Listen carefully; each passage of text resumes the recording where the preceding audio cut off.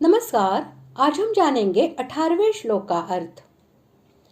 भगवान ने ज्ञानी भक्त को सबसे श्रेष्ठ और अत्यंत प्रिय बतलाया।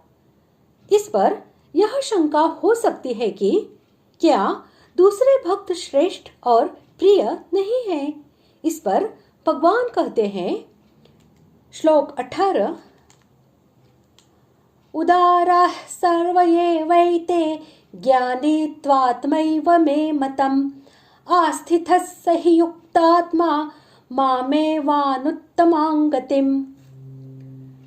श्लोक का अर्थ, ये सभी उदार है, परंतु ज्ञानी तो साक्षात मेरा स्वरूप ही है, ऐसा मेरा मत है।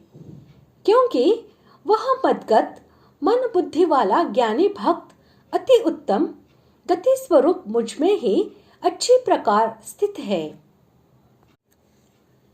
ये सभी उदार है, इस कथन का अभिप्राय यह है कि यहाँ जिन 4 प्रकार के भक्तों का प्रसंग है, उनमें ज्ञानी के लिए तो कोई बात ही नहीं है। अर्थार्थी, आर्त और जिज्ञासु भक्त भी सर्वथा एकनिष्ठ है। उनका भगवान में दृढ़ और परम विश्वास है। वे इस बात का भली भांति निश्चय कर चुके हैं कि भगवान सर्वशक्तिमान है, सर्वज्ञ है, सर्वेश्वर है, परम दयालु है और परम सुहृद है।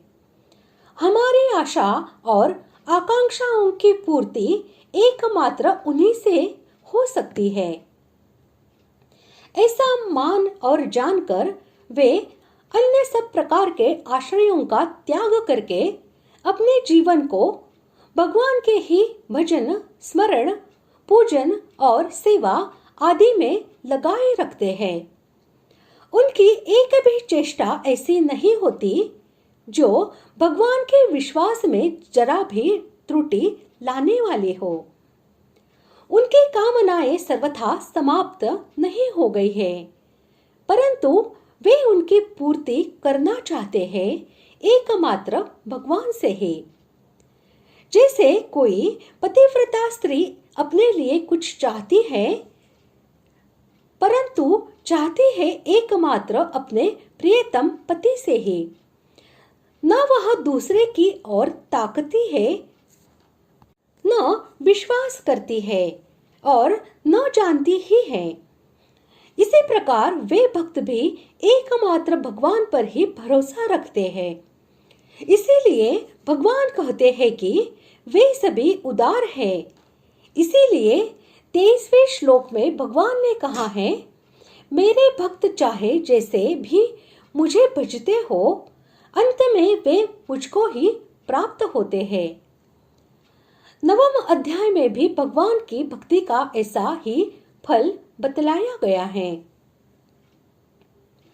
चारों ही प्रकार के भक्त उत्तम और भगवान को प्रिय है, परंतु इनमें पहले तीनों की अपेक्षा ज्ञानी में जो विलक्षणता है, उसको व्यक्त करने के लिए ही तू का प्रयोग किया गया है। ज्ञानी तो मेरा स्वरूप ही है, ऐसा मेरा मत है। इस कथन से यहाँ भगवान यह दिखला रहे हैं कि ज्ञानी भक्त में और मुझ में कुछ भी अंतर नहीं है। भक्त है सो मैं हूँ और मैं हूँ सो भक्त है।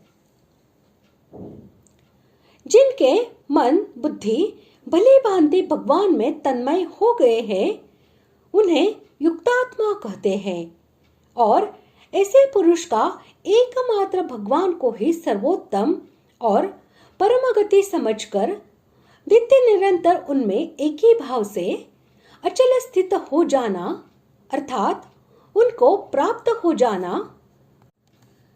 केवल भगवान ही मेरे है, इस प्रकार मेरे में उसका जो अपनापन है, उसमें अनुकूलता प्रतिकूलता को लेकर किंचित मात्र भी फर्क नहीं पड़ता।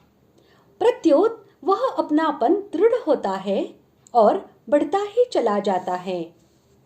ये ही अति उत्तम गति स्वरूप भगवान में अच्छी तरह स्थित होना है। इस प्रकार आज हमने 18वें श्लोक का अर्थ जान लिया है। अगले भाग में जानते हैं 19वें श्लोक का अर्थ। धन्यवाद।